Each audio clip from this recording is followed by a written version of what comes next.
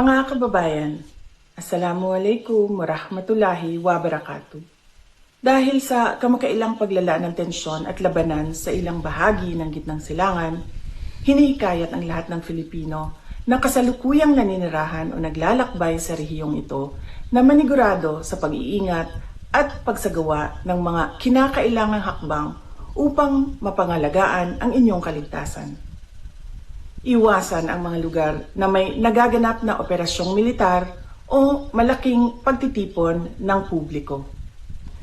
Mahigpit na subaybayan ang mga opisyal na abiso at paalala mula sa mga lokal na otoridad ng bansang inyong kinaroroonan at ng kanilang Ministry of Foreign Affairs.